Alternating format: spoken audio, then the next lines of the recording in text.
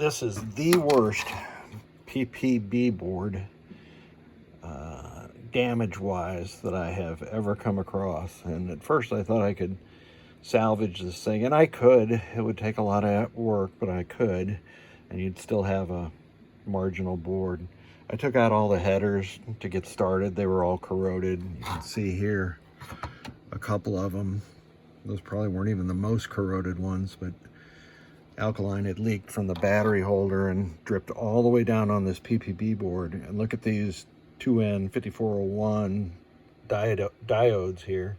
You can see the legs of them are green. Now you could scrub those up and make them work. Same for these 3 ohm resistors. And you could ride it for a little bit, but this also got failed tip 36s at Q2 and Q4.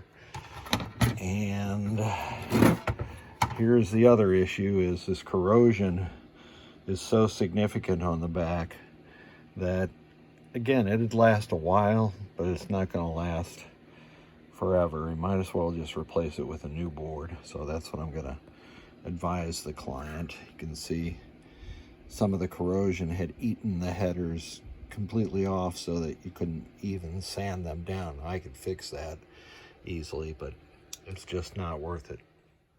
Data East, Tales from the Crypt, MPU, display controller, soundboard. I have the power supply and the PPB board in for checkout, and I've got it connected to a stern LED display, and it doesn't render quite correctly. For whatever reason, Data East boards or display driver boards do not render on a stern LED correctly. So let's get it into test. The lamp matrix is doing what it should be, and no coils are on it this time. I finally got the volume adjusted so it wasn't blowing us out. Yes, we have some pinballs missing. Speaker test.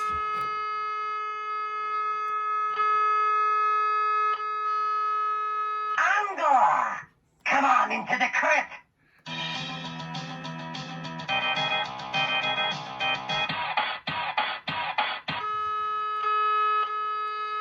Okay, so that's all working correctly. A lot of people will talk about recapping these soundboards. I wouldn't do it. Data East construction is delicate, I would say. By the way, that beating or rolling you see, you can't see in real life. That's just a camera aberration. But these soundboards, there's so many caps on here. I've seen so many torn through holes. It's just not worth doing. It doesn't improve anything either. Okay, we'll skip that part. Switch test. 1, I'm going to go diagonally across. The switch matrix. And that tells us all rows and columns are working. No active switches.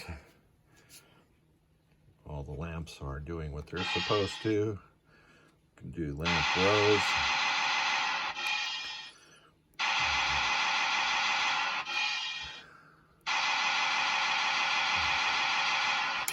So those are working correctly.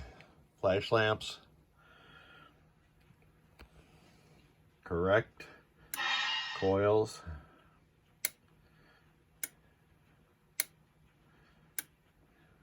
So the blue light lighting is simulating the AC select relay.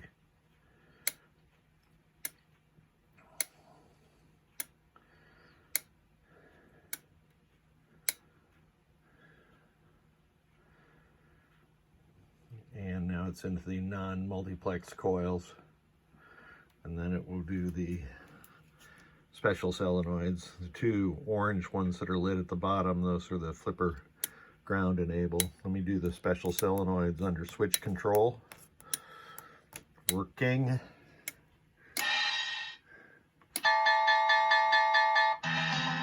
And the game reboots. It's going to look for balls for just a moment, and then eventually it'll give up and start the lamp matrix. So this board set is good to go. I did install NVRAM. I am going to change this craptastic 3-pin header out that Data East puts on there. Other than that, and the repair of this power supply, it's good to go.